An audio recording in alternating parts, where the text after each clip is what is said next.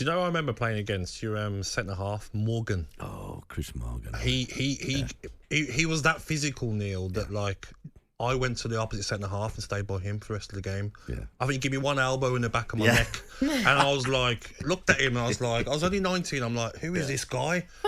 Vicious guy. Did you see that bit on? Do you see that bit on YouTube when I'm telling him off because he's marking Lescott?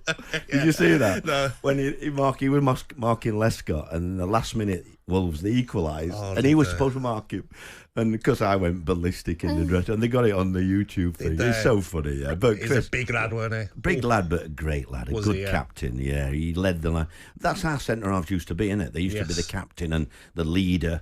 And that's what he was, and that's why we had a great time. I mean, because Jagielka played alongside him, and they were a good foil for each other. It was a good time, that. Yeah. Neil, it's great to hear your memories from all the clubs that you've worked at and all the games that you were part of on the talkSPORT Breakfast Show. The legend that is Neil Warnock, having spent years in the dugout, privileged to get Neil's insights about things as a gaffer. So let's step aside inside the office and meet the boss. Paid the cost to be the boss. Paid the cost to be the boss. Look at me. Know what to see? So Neil, it's the time of the morning where we really want to get your insight as to what you would do as a gaffer with the following things we're going to mention. Let's start with Calvin Phillips. No, be honest. I don't want any fence-sitting splinters today, okay, Neil? Man City's future for Calvin Phillips is still under threat. Many clubs sniffing around the 28-year-old. Phillips has had interest from Everton and also Turkish giants Galatasaray. I think there was also links to Aston Villa, wasn't there as well? What would you do with Calvin Phillips? What do you think's next? As a manager, I'd let him go.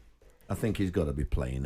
They can't be too greedy on the fee. I know they try and get as much as they can for him, but you know he's served his time. Really, he's been everywhere. He needs to go and start again, doesn't he? Because he's a good player. He's a good player, but he's not been able to show it. If you're not happy as a player, you don't. It doesn't come out on the pitch. And I think he's desperate for a new shirt now. Do you think he has to go somewhere, Neil, that he's going to play week in, week out? Because there were talk about Aston Villa, but I think what Aston Villa got in midfield, he's not going to get much game time. I think Everton would be great. Yeah, that's what I was going to say. Everton, where you're going to play week in, week especially out. Especially with Daichi. Exactly. Daichi's good with people like that. I think he makes people feel important, and I think he'd be ideal for them, mate. I don't know why, I just feel for Calvin Phillips and everything. I hope he gets a move and I hope he gets the opportunity to go again. Liverpool's new boss, Arne Slot, let's talk about him. He'll take charge of his first Premier League game next Saturday. It's away to Ipswich, who you're looking forward to seeing in the Premier League. It's going to be live for you here on talkSPORT.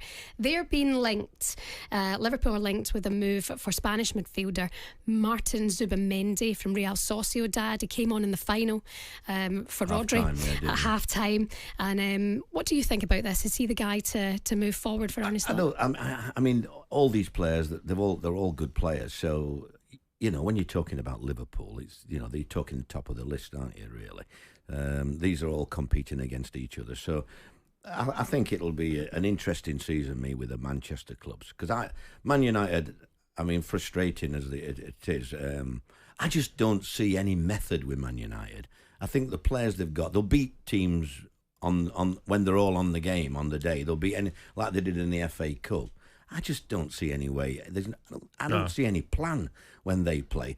And I look at people like Chelsea now, Maresca, bloody hell. I mean, they had two teams at Leicester last year that could have got promotion with the squad they had. Same at Chelsea, isn't it? Absolutely. But here, I just don't see his style of football where it's pass from the goal. So when you get to these top teams like Man City and that close you down, and when they win it, they punish you. I don't think, especially with Gallagher going as well. Some, your bread and butter players who close down and work the socks off. I fear it a little bit for Chelsea this year, if I'm honest. talkSPORT Breakfast, waking you up Monday to Friday morning from 6 a.m. on AM, on DAB, via the talkSPORT app and on your smart speaker. talkSPORT.